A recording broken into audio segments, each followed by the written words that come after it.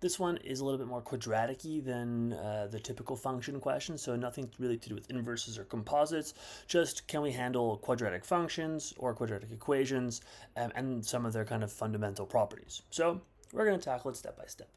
First, we've got this function f of x is equal to px squared plus 10 minus px plus 5 over 4p minus 5.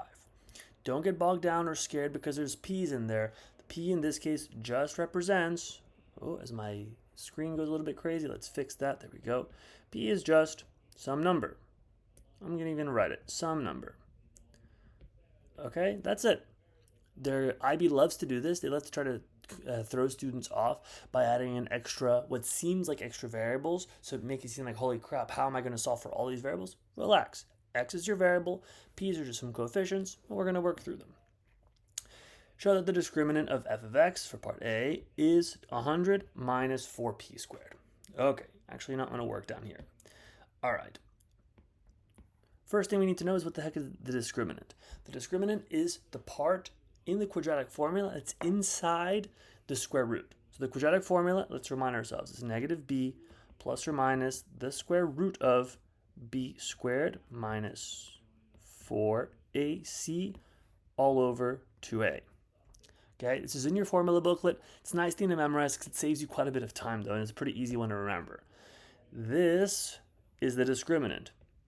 B squared minus 4ac is equal to the discriminant. So we just basically need to figure out what are my a's, b's, and c's, plug it into that expression, and that should come out to be the thing that we're given. First thing we need to remember though is when we have a quadratic equation, we always write it in the form of ax squared plus bx plus c, where a corresponds to the coefficient in front of the x squared term, b is the coefficient in front of the x term, and c is the constant. Okay, so in our current equation, the coefficient in front of the x squared term is just p. The coefficient in front of the x term is 10 minus p, and the constant is 5 over 4p minus 5. All right, so let's just plug, now that we have all these three values, let's plug them into this expression, and then we just have to do a little bit of algebra to simplify. Nice and easy. I'm going to work down here.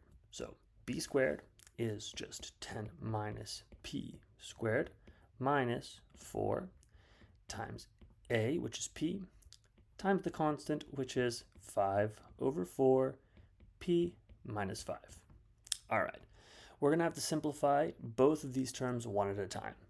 Let's start with this term on the left-hand side. It's a binomial, so in order for us to square a binomial, the easiest thing to do is for us to rewrite it as the same binomial multiplied by itself. That way we can do our FOIL a little bit easier. And for this next one, I'm going to rewrite this as 4p, so get rid of those parentheses, times 5 over 4p minus 5. We'll see why I did that. The term on the left-hand side, we'll multiply the first terms, the inside terms, the outside terms, and the last terms together. It gives us 100 minus 20p plus p squared. That's multiplied out. This next term, we can multiply or distribute that 4p across both of the terms in the binomial. The p's times p's is going to give me a p squared. Oh, sorry, let me get rid of that equal sign because that's no bueno. There we go. I'm going to keep the whole thing in a parentheses so we don't lose track of the signs here because it can be a little bit tricky sometimes. This gives us, these 4's are going to cancel, so we end up with minus 5p squared. And at the back end, 4p times negative 5 gives us negative 20p. All right, let's go back up here now. Nothing happens to that 100, so let's go 100 minus 20p plus p squared. Nice. We'll flip the signs now, or distribute that negative sign inside the parentheses, minus 5p squared plus 20p. We're going to notice now that 20p and negative 20p cancel themselves out, and negative 5p plus p squared gives us negative 4p. So we end up with 100 minus 4p squared, and that is exactly what we were asked to show initially. Part B of this question, I've given myself a bit more room to work with. Find the values of p such that f of x equals 0 has two equal roots.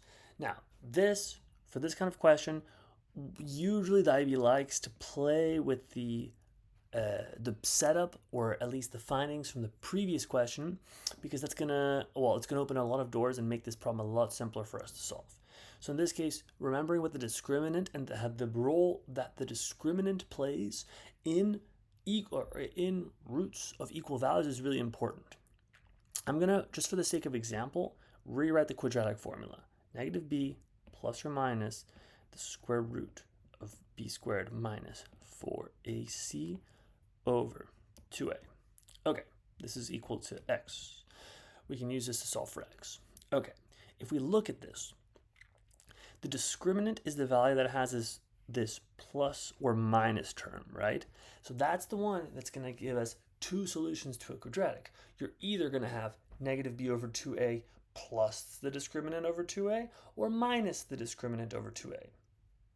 But if the discriminant is equal to 0, that situation is a situation in which we're only going to have one root, or the same root twice, which is going to be equal to negative b over 2a. But this question is not actually asking us to solve for the equal roots. It's just to solve for the value of p. Actually, let's do this in pink. It's going to be solving for the value of p such that that function would have equal roots. So what we really care about is setting the discriminant equal to 0. And we know from part A that the discriminant is equal to 100 minus 4p squared. That's already given. So we actually could have skipped part A if we didn't know it for whatever reason and jumped straight into B. No problem, no error carried forward. 100 minus 4p squared, when that is equal to 0, is when we're going to have those equal roots. Now this becomes a really simple algebraic problem. We'll move the 4p over to the right side, giving us 100 is equal to 4p squared. Divide both sides by 4. P squared is equal to 25. If we take the square root, that is a horrible square root sign. Let's try that again. Much better. If we take the square root of both sides, we'll end up with p is equal to plus or minus 5. So a value of p of positive 5 or negative 5 would give us a function that has two equal roots. We don't have to solve for those roots. That's not what they're asking. This is only 3 points. So we can assume this type of model scheme usually would allocate 1 point for recognizing that we need to have a discriminant equal to 0, 1 point for actually setting the equation discriminant equal to 0, and a third point for solving for the correct p-value for a total of 3 points. There's your functions question for the day. Good studying.